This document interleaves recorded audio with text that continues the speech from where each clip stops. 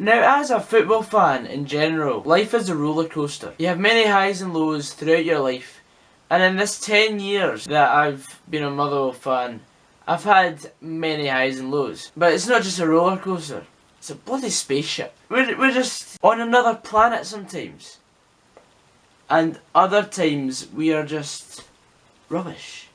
Heaps of rubbish flying through the sky. One of these times that has completely crowned the jewel on top of my head. No, it's not the sty in my eye.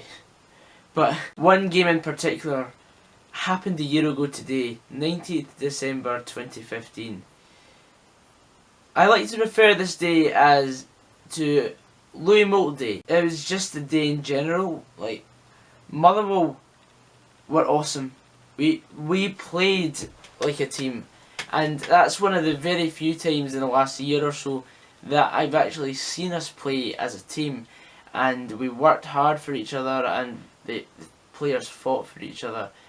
But this game in particular, it was my first ever trip to Celtic Park. Now, my dad gave me a good warning before I left. Just you keep to yourself, hide your scarf, just make sure you don't start anything. Some of these fans, they're not just Celtic fans, they're just hooligans in general. I took that on board, and I've become, since I started going to these games week in, week out, I've become a lot more streetwise. I was on the train.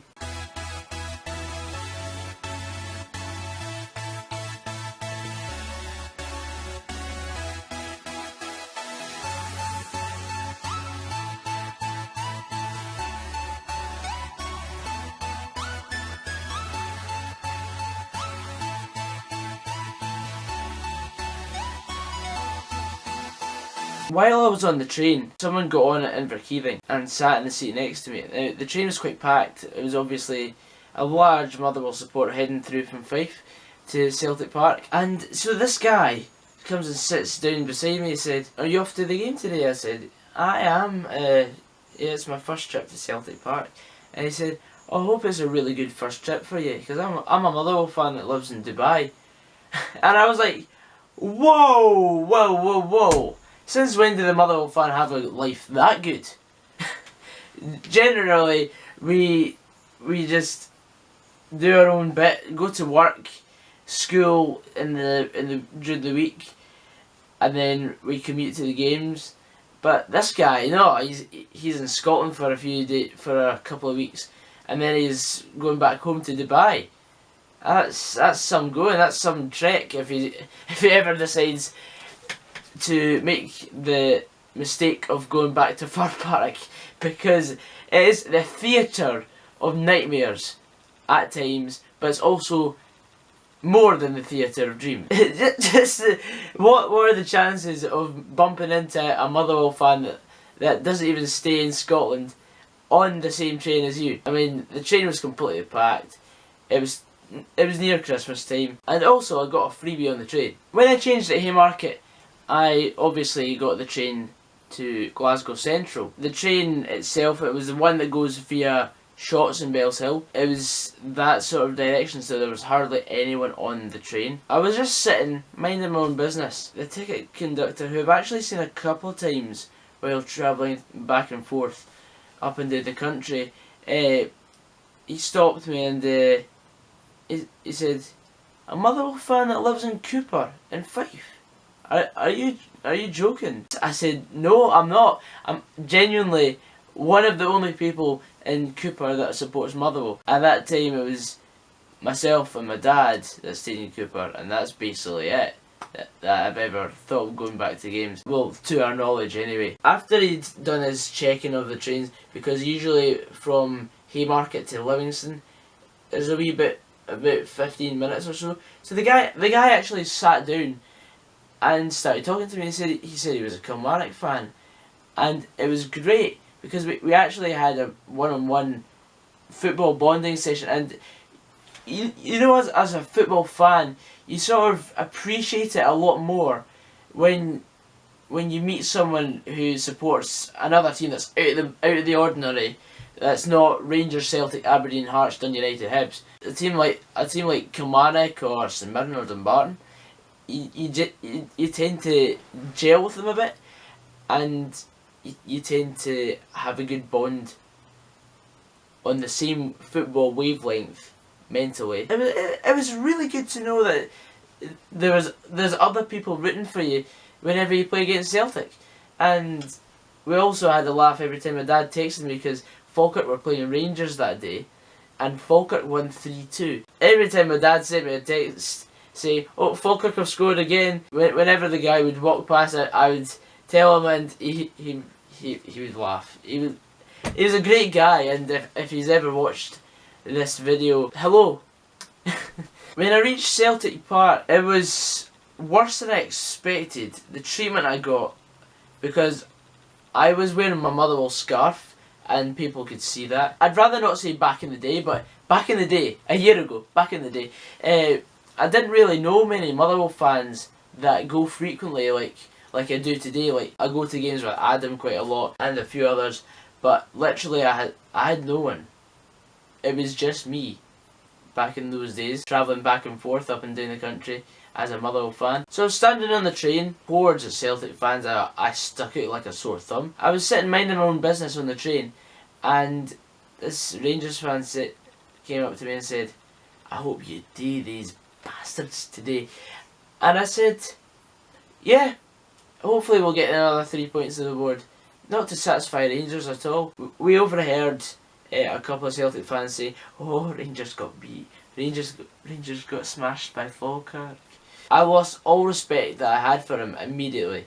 I didn't really have much respect because he was a stranger, but I lost all complete respect when he said, "Aye, it's all about the Rangers, isn't it?" Banter between Rangers and Celtic fans, I've not really seen so much of it, because I'm not really interested in that sort of stuff. If I wanted to live through the reenactment of the Battle of the Boyne, why wouldn't I just time travel back to 1690 instead? The boy said to the Celtic fans, "You just take care of this guy because it's his first ever trip to Celtic Park. Don't want you making him really smelly like you are already." Yes, they're rival fans, but someone would treat a stranger that could potentially start a fight. Why would they even go through the bother getting all hoity-toity with them? I was treated like shit. I'm not gonna lie. Like, I knew my way from Dalmarnock up to Celtic Park because I'd done the Commonwealth Games for the badminton, and I was at the Emirates Arena. While I was walking past all the statues and stuff, I'd asked a few stewards on the way, "What's the quickest way without getting stuff thrown at me to get to the way end?" He just pointed, "Oh, so you go all the way up and round, and I hope you enjoy the game." He must have been a Rangers fan as well. So, walking round, a Celtic fan who looked about in his mid-20s, maybe early 30s, as probably the oldest he'd probably be at that time anyway. He shouted at me, he shouted the C word at me, the really bad swear word that I don't really enjoy mentioning on my videos because my family watches some of these videos and I don't want to really repeat something. It's fair enough when you're in the match, you're in the zone, that's acceptable, but if I'm just saying really bad swear words willy-nilly, I don't think my family appreciate that. I quickly dodged a almost full bag of chip from a nearby van hurled at my face. Like, I literally just ducked in the nick of time. So I knew I wasn't in the most privileged of places. So I quickly headed into the stadium. Boy, it was magic. So I found myself with the Well boys. There was only about 10 of us. I'd made the trek from the Motherwell area to Celtic and far and wide. We were making a fair bit of noise, but obviously we didn't have a patch on the Green Brigade because of course it's their home ground. 0-0 at half time, and I was very surprised, and we were playing some good football. We'd created a few chances, and I genuinely thought to myself, after I'd left the house that morning, sky high in confidence, and I thought to myself, we can actually do this. I was as confident as I've ever been as a Motherwell fan. I'd never been this confident away from home that we were going to get 3 points. Lo and behold, We went 1-0 down just after half time.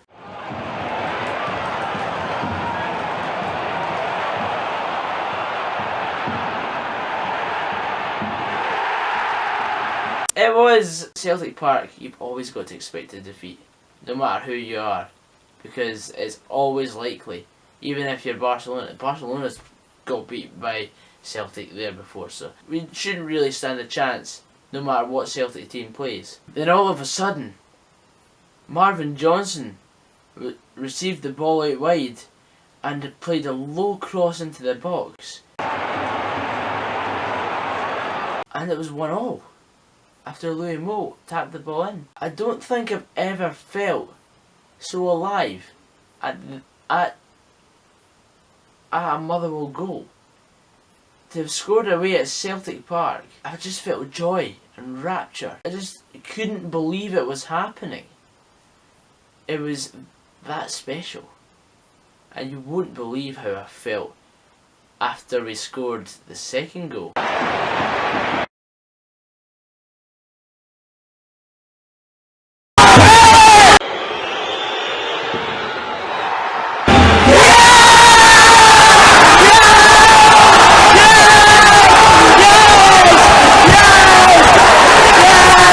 What an early Christmas present it was.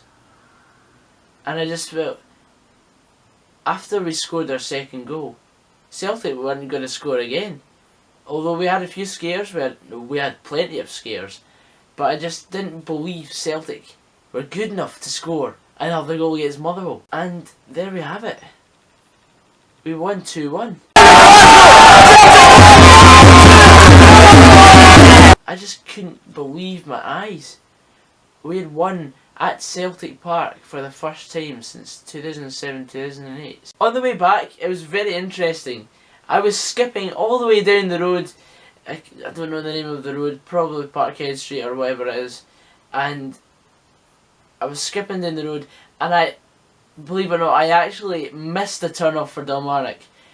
Things looked very different in the dark, and I just completely missed Dalmarnock altogether. And I was still skipping all the way down the road, waving my Motherwell scarf, shouting Merry Christmas everyone. I was the happiest I've ever been. So yeah, I continued skipping along down the road. I must have skipped about 2 or 3 miles, because then I eventually found a McDonald's. I crossed the road to McDonald's, and I went and sat down, or I went and got my food, as you do. The bog standard edition of my McDonald's meal. Some Celtic fan came up to me and said, "Yeah pal, what was the score?" I was like, "McDonald's have Wi-Fi. And you're obviously a Celtic fan. Are you not that loyal to your club that you wouldn't even find out the score?" Anyway, I continued to keep my happy mood, and I said, "Roses are red, violets are blue, Celtic 1, Motherwell 2. The guy said, "Oh, Motherwell scored twice. The goals must have been offside." I said, "Yeah, especially when one was a penalty." I asked 2 people where Dalmarnock train station was, and one said, I think it's about 10 mile away, pal." I was like, "What? I can't have skipped 10 miles from Celtic Park to this McDonald's." And I said, "Wait a minute, where am I?" "Cambuslang." I was like, oh my god. That is... Yes, we've just won against Celtic, but the fact that I'm in Cambuslang, I better get out now. It's time to go. Can you tell me the directions to Cambuslang train station? I don't ken where it is. I was like, oh, for goodness sake. People are hopeless. Never rely on people. Just make sure you always have an eye open. I could have been stranded in Glasgow that day if it wasn't for my perseverance. So I looked about a bit. I skulked about in the motorway for about 20 minutes or so, or near about the motorway. I couldn't find any signs for a train station. So I tried to backtrack, and I found myself at a bus stop. Guess what I was doing there? Waiting for something called a bus. There were a few people who were standing about me doing something similar. So the final bus came that was scheduled for this bus stop, and I said, "Excuse me, can this bus take me to Bridgeton Cross?" Because I tried to be sneaky and ask for Bridgeton Cross because that was one station closer to Glasgow Central. The bus driver was foreign. He said he'd let me know when the bus would stop at the Bridgeton Cross. Unfortunately, I've not found my bus ticket, but what I have found is my train ticket from Cooper to Dalmarnock. But yeah, start date 19th December 15. The bus stop I got on at was called Auchenshoogle. I think it was the area of Glasgow I was stranded in. I was lost. I had to just get my head around this wonderful name of a bus stop in Glasgow that I'd got on at. When the bus stopped, the bus driver said that the bus was terminating at this place. I couldn't. I think the place began. I think the place began with an O. The bus driver hadn't done what he said he would do. A passenger asked where I was trying to go. I said, well, realistically Glasgow Central, because I live in Fife. Funnily enough, Glasgow Central's just around the corner. I was like, oh, happy days. So she gave me the directions, and I got onto Gordon Street. I actually bumped into a few of the well boys who were getting pissed because Motherwell won. I hopped over the road and then skipped onto the train to Edinburgh. I was still processing the fact that we'd beaten Celtic at Celtic Park. I got off the train at Haymarket. ScotRail steward came up to me and said, he shook my hand and said, "Well done for beating those bastards today." I was like, "Oh right, who do you support?" And he said, "Stenhousemuir." I was over the moon because there's another football guy. A few Hearts fans also said, "Well done on the win today." And then I went home and then I had the best wank ever. But yeah guys, I hope you enjoyed this video. If you want me to tell you any more stories about my travels, there are a few anniversaries coming up. It's a shame I have to say this, but this is going to be the last episode of Footballing Archives of 2016. However, there will be 12 more in 2017 to be looking forward to. One for each month, obviously. But if they do prove to be more popular, then I will make them more frequent. But apart from that, anyway guys, I hope you enjoyed this video. Please leave a like down below if you want more of the snazzy content. Subscribe if you're new. I'm about 5 subscribers away from 1.5k before Christmas. Can we do that? Please, 1.5k by Christmas. That will be a miracle. See you later guys. Take care.